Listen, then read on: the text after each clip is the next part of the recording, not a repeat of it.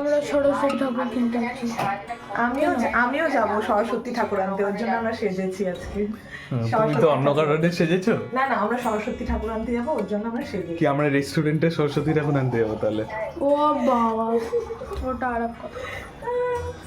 চলো। নমস্কার, বণিক ব্লগসের একটা নতুন পর্বে আপনাদের সকলকে স্বাগত জানাই। সরস্বতী পুজোর আগের দিন আমি আর রুদ্র চলে গেছিলাম ঠাকুর আনতে। একটু মজা আর খুনসুটি চলছিল। ওটা কি ঠাকুর? মা মনসা, এটা আবার কি ঠাকুর হবে? চিনিস না তুই?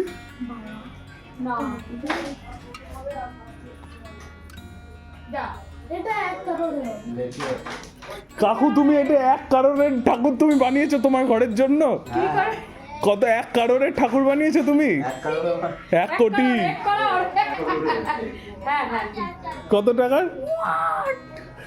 1 কারণ। ঠিক।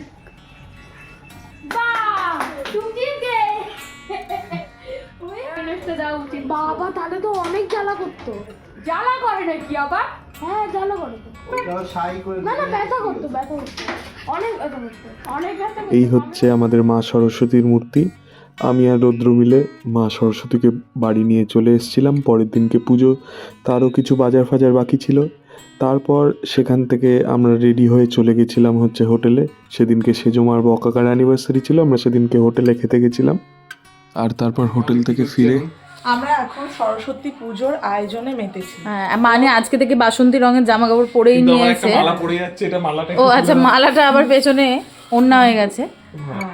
এবার একে সরস্বতী পুজোর জন্য আমরা আজকে একে সাজিয়ে দিয়েছি, কালকে এ ফাইনালি সাজাবে সরস্বতী ও ঠাকুর। আমি এখনো বাইরে থেকে রেস্টুরেন্ট থেকে এসে আমি এখনো ঘড়ি ছাড়িনি, আমার হাতে ঘড়ি আছে। একটু হিচকি উঠছে, একটু টুরেট সিনড্রোম হচ্ছে।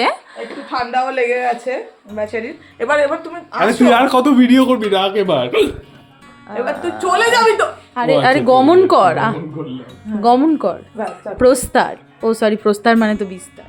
সরস্বতী পুজোর আরও কিছু ভ্লগ আসছে, সঙ্গে থাকুন।